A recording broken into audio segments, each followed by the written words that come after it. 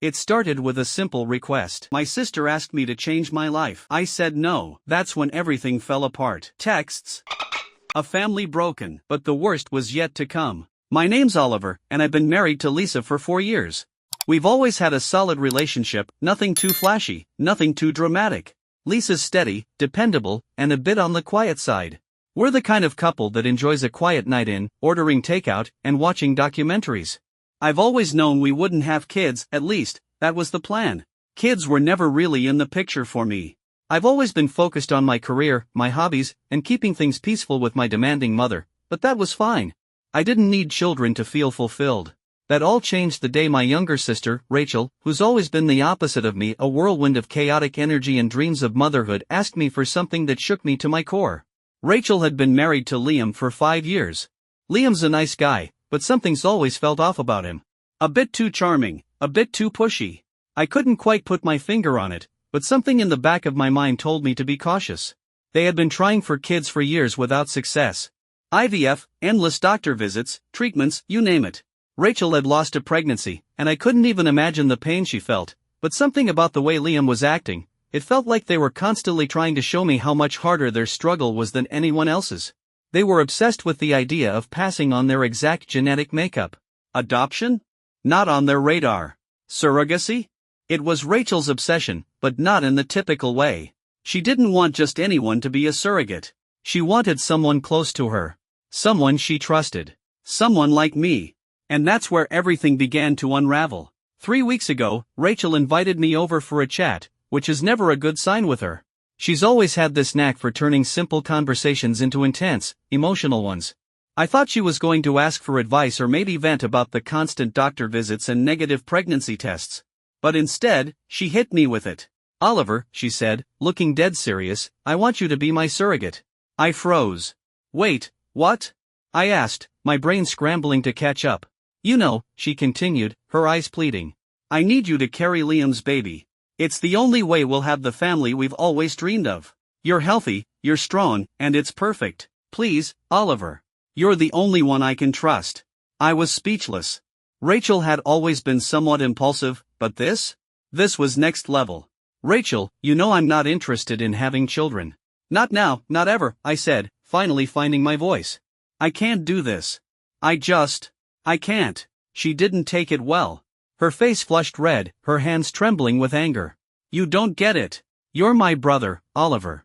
You're supposed to be there for me. How can you turn your back on me like this? You're being selfish.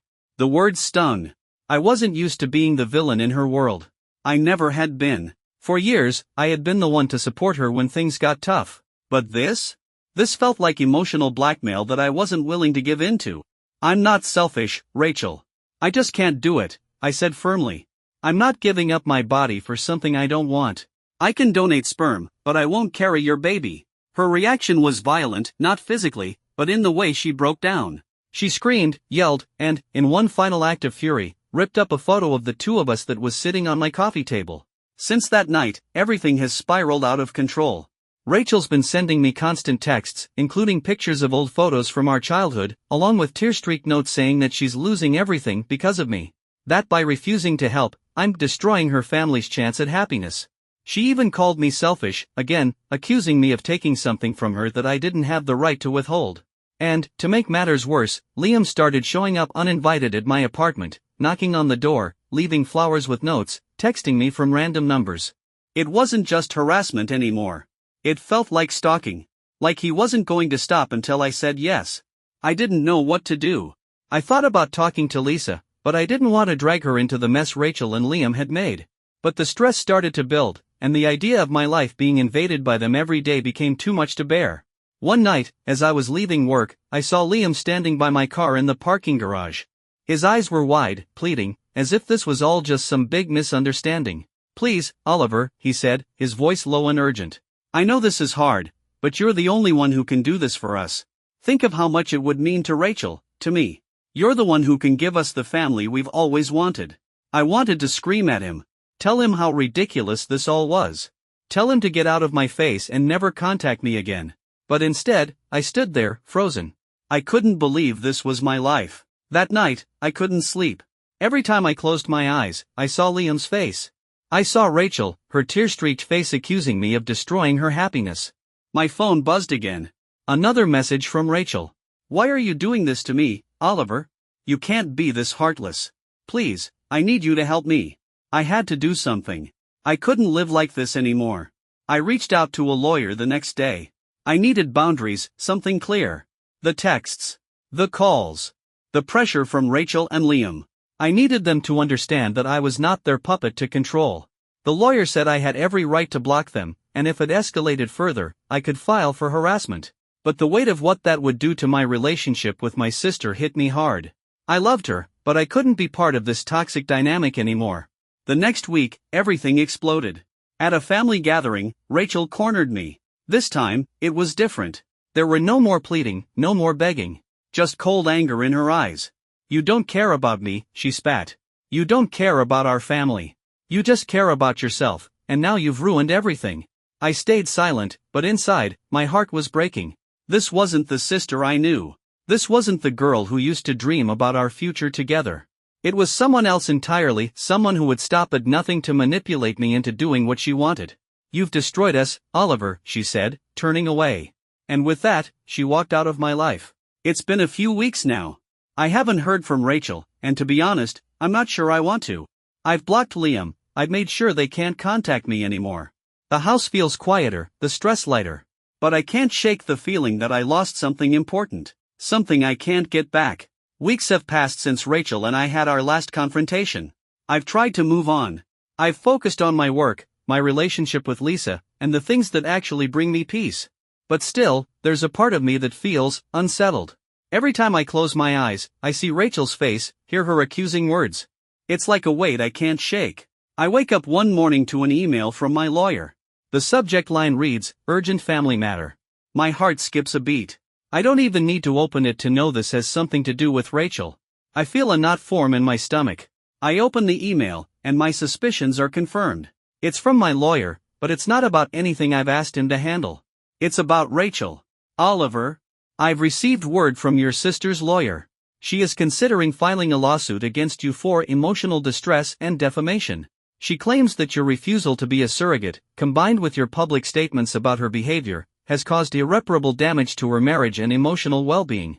The lawyer wants to settle this privately, but it's clear they are willing to escalate this further if necessary. Please let me know how you wish to proceed. I sit back in my chair, stunned.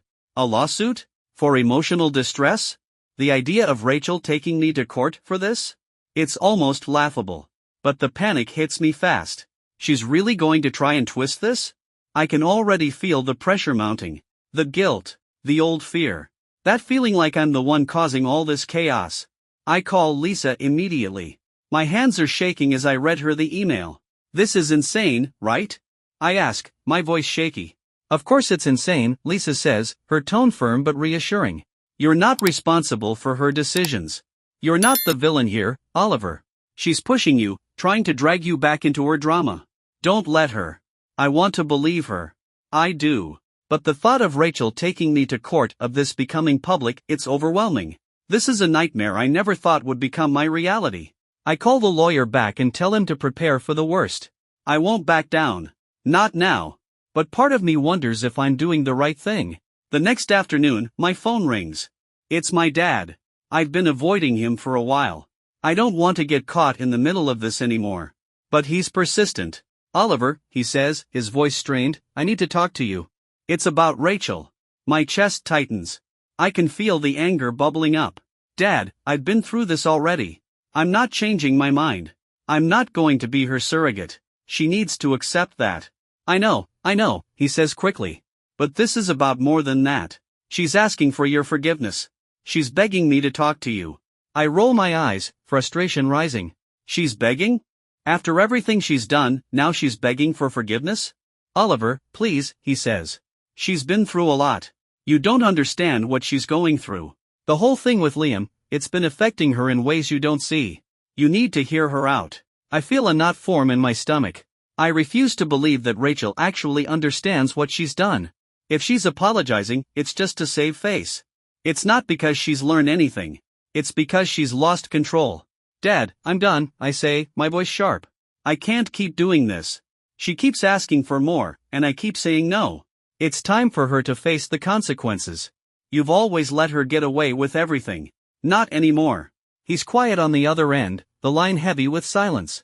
I can hear him breathing, but he doesn't respond. Dad? I say, my voice breaking. Oliver, he says finally, this isn't just about you and Rachel anymore. You're tearing this family apart. I feel my chest tighten with anger. You want me to tear up my life for Rachel? You want me to sacrifice everything so she can get her way? Sometimes, he says quietly, we do things for the people we love. That's it. I've had enough. I'm not doing this anymore, Dad, I say, my voice unwavering. I'm choosing me. I've spent my whole life trying to keep the peace. But you know what?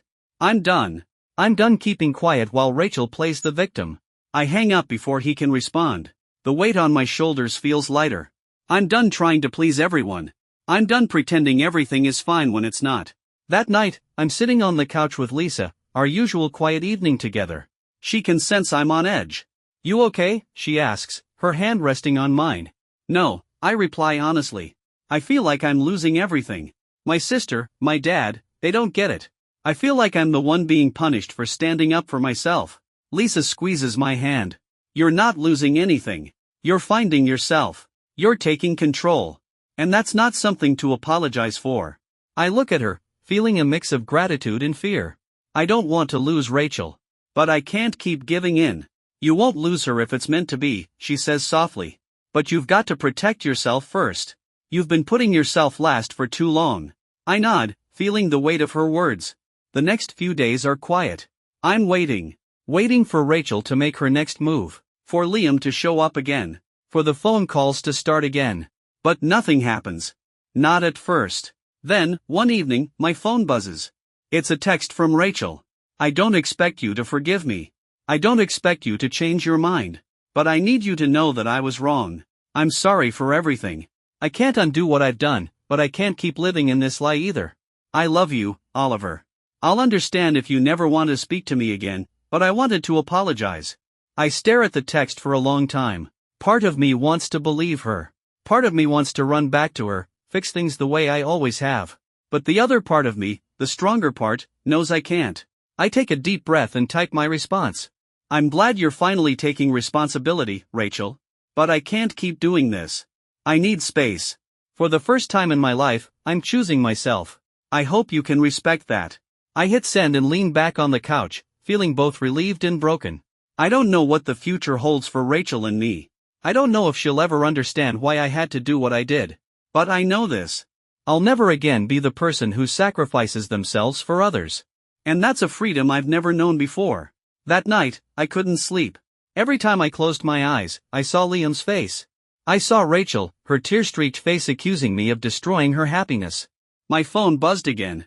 Another message from Rachel. Why are you doing this to me, Oliver? You can't be this heartless. Please, I need you to help me.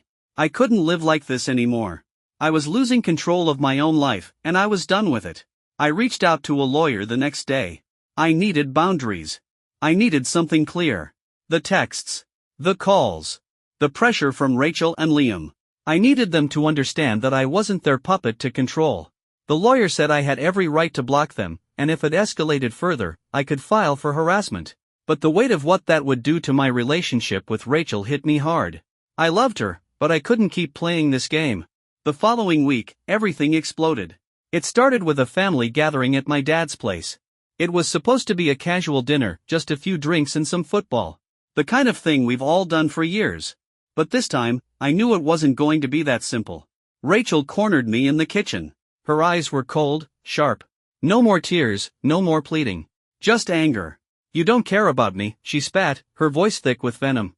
You don't care about our family. You just care about yourself, and now you've ruined everything. I stayed silent. I wasn't going to get sucked into her chaos again. But inside, my heart was breaking. This wasn't the sister I knew. This wasn't the girl who used to dream about our future together.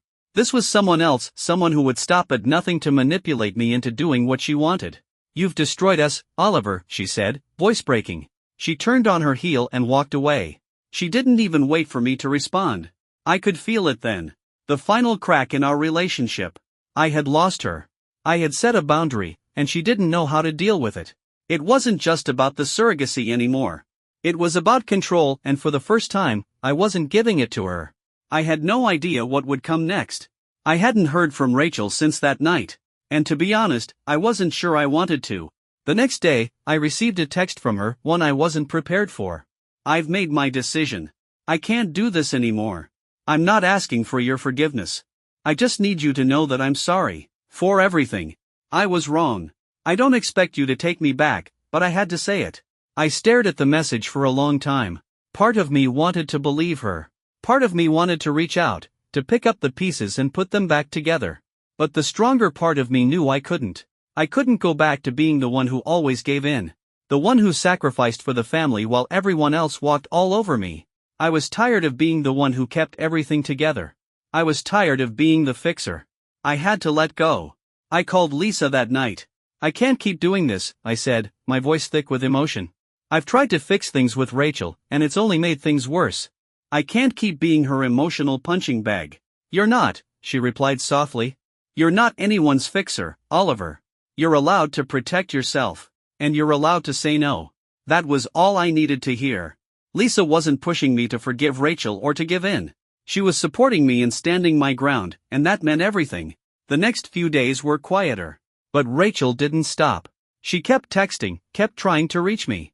But this time, I didn't feel the need to respond. I kept blocking her numbers, turning off notifications, and getting on with my life. Slowly, the anger and guilt began to fade. The pressure started to lift. One evening, a week later, I got a call from my dad. I hadn't spoken to him since the family gathering, but he was insistent. "Oliver," he said when I answered. "I need to talk to you. It's about Rachel." I braced myself. "Dad, I'm done. I'm not going to be her surrogate. I'm not going to give in to her or Liam anymore. I've made my decision." "I know, son," he said, his voice strained. "But Rachel's asking for your forgiveness. She's desperate." I closed my eyes, letting his words sink in. "I can't forgive her right now, Dad. She's pushed me too far. I've spent years trying to fix everything for her, and I can't keep doing it. I'm choosing myself this time." He didn't say anything for a long time. Then, finally, he spoke, his voice quieter. "I just want you to know that family is important. But I understand. I won't push you." And with that, the conversation ended. But the weight of it lingered. I didn't want to lose my sister, but I also couldn't keep sacrificing my happiness for her. It was time to let go. A few weeks passed after the conversation with my dad. The tension between Rachel and me had reached a point where it felt like there was no turning back.